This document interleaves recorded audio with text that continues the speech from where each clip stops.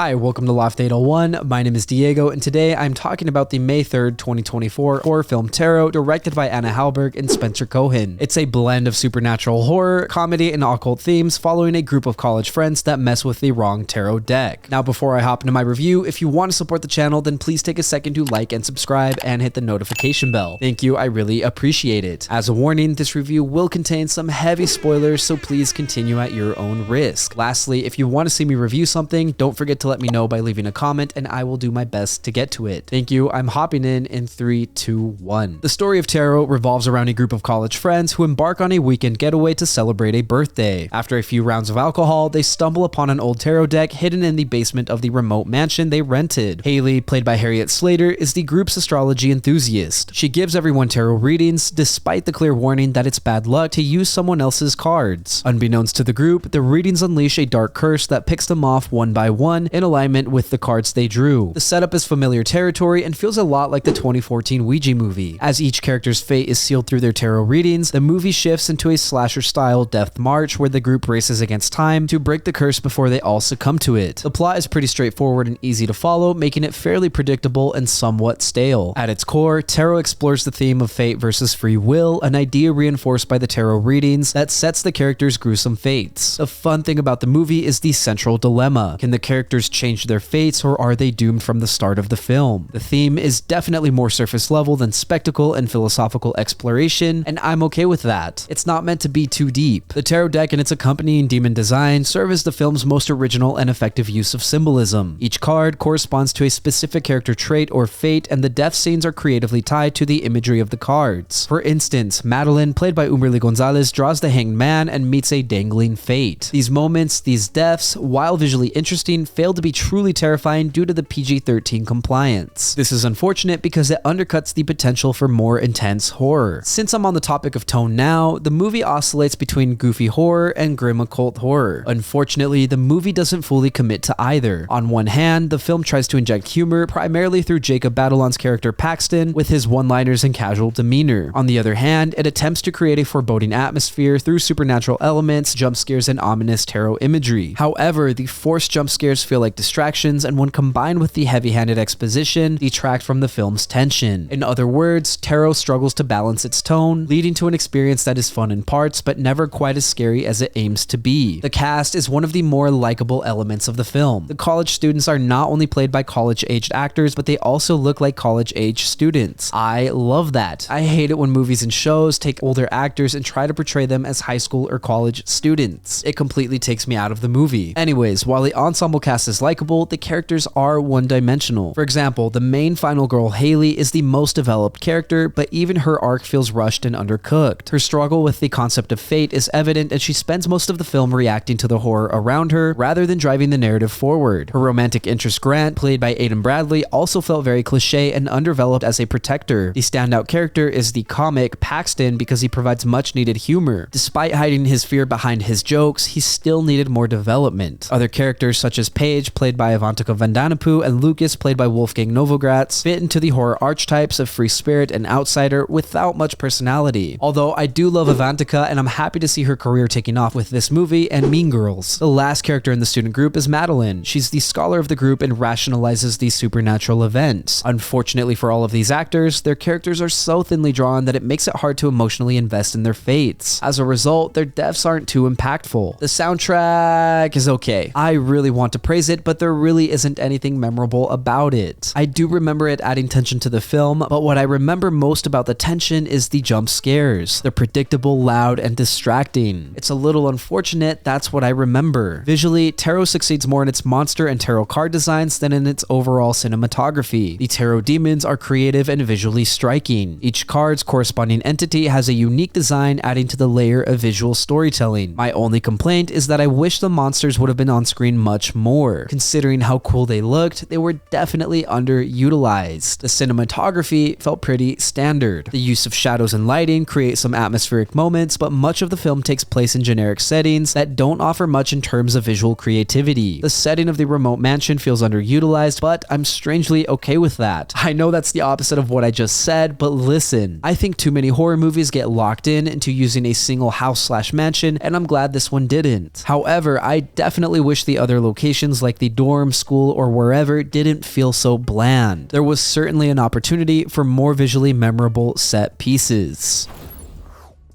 Tarot was a fun movie, but felt like a missed opportunity. The narrative following a group of college friends who mess with an old tarot deck and get cursed to die was fun, but cliche. There are some interesting themes about fate versus free will, but the most entertaining element of the film is how each character's death creatively aligns with the red tarot card. Unfortunately, the PG-13 rating undercuts the potential for more intense horror and deaths. On the upside, I love the cast and how they portrayed their characters. Despite their weak development, I was still rooting for the cast, and I think younger audiences will too. In terms of tone, the movie struggled to balance it by oscillating between humor and occult horror. The cinematography and soundtrack contribute to the tension within the film, but fail to deliver significant scares. Visually, the monsters and car designs are peak, but they are severely underutilized. Overall, Tarot is a fun horror movie with major flaws. Like 2014's Ouijia, it's a serviceable but forgettable entry in the supernatural horror genre, so I cannot with a good conscience recommend this movie. Thank you for listening to my review of Tarot. If you enjoyed the content and want to support the channel, then leave a like and hit subscribe. If you did not enjoy the content, thank you for sticking around. As always, I would love to read what you have to say, so leave a comment and let me know what you're thinking. Also, if there's something you want me to review, don't forget to let me know and I will do my best to get to it. Lastly, if you want to see some more from me, then you can check out my vlogs linked up above or my podcast, Good Friends. Again, thanks for watching. My name is Diego and I will see you next time.